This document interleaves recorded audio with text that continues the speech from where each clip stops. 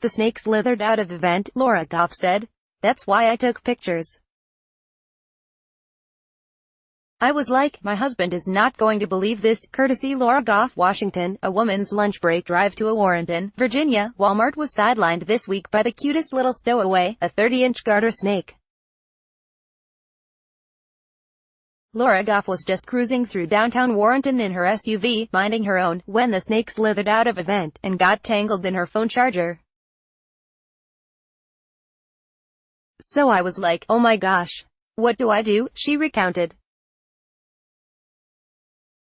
And there was, of course, no parking, so I just kind of pulled in behind somebody illegally and put the car in park and jumped out and called 911. Because, hello, snake. I said, it's not an emergency, but I've got this snake coming out of the vent in my car. Can you send someone to help me? An animal control officer arrived at the scene to evict the reptile, but he was afraid of snakes, too, she said. His attempt to capture it with a special tool failed, and it promptly retreated into the shadows. The animal control officer tried, and it finally just hid underneath my front seat, got up underneath my front seat, and we could not find it we looked and looked for 20 to 25 minutes, and there was nothing he could do at that point. Lunch break was almost over, and she had to get back to work. What to do? The officer told Goff it was not poisonous.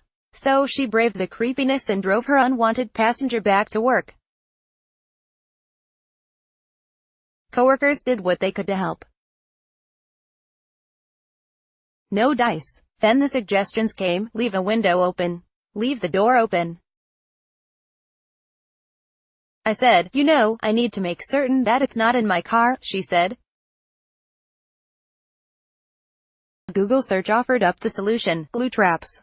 Using a friend's car, she drove to a hardware store and bought 4 to put under each seat. At 5 p.m., nothing. Goff then drove the 2013 Cadillac SRX back to her home, and hoped that the snake might venture out overnight. The next morning, her husband went out to check. He said, I think you got something. He put the sticky, slimy combination in the back of his truck and transported it to an, undisclosed location. I don't care what happened to it at this point, she said, laughing, as long as it was out of my car. Like WTOP on Facebook and follow at Top on Twitter to engage in conversation about this article and others.